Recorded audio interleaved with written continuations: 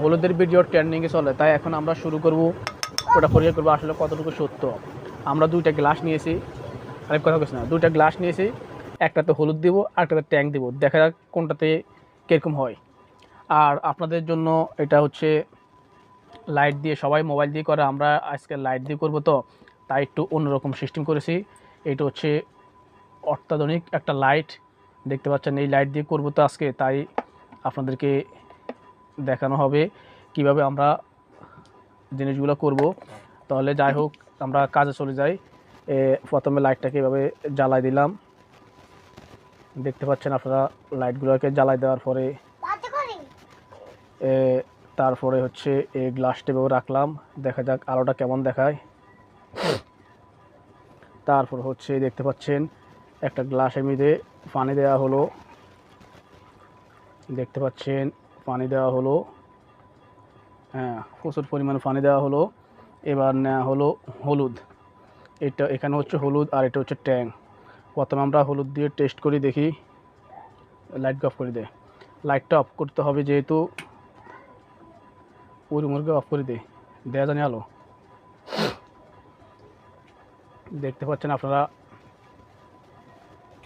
ওখানে গা বারিন্দার গা,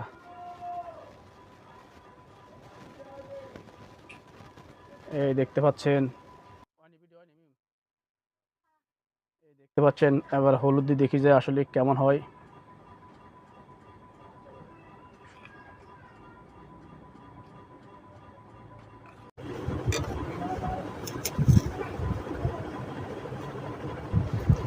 হলুদ দেওয়া শুরু করলাম, দেখতে পাচ্ছেন হলুদ দেওয়ার সাথে সাথে দেখতে পাচ্ছেন হলুদ কীভাবে আস্তে আস্তে তলের দিকে নামতে আসে। আসলে সত্যি সুন্দর লাগে দৃশ্যটা, দেখতে পাচ্ছেন। এক চামচ দেওয়ার পর আরেক চামচ দিলাম, দেখতে পাচ্ছেন হলুদ আস্তে আস্তে তলের দিকে এমনভাবে নামতে আসে, মনে হয় যে খুব সুন্দর লাগে দৃশ্যটা, দেখতে পাচ্ছেন আপনারা। খুবই দারুণ, দেখা যাক কীরকম হয় লাস্ট পর্যন্ত, দেখতে থাকুন আপনারা, আরও সুন্দর দেখবেন। একটু পরে আবার ট্যাঙ্গারটা দেখবেন, আপনারা দেখতে থাকুন।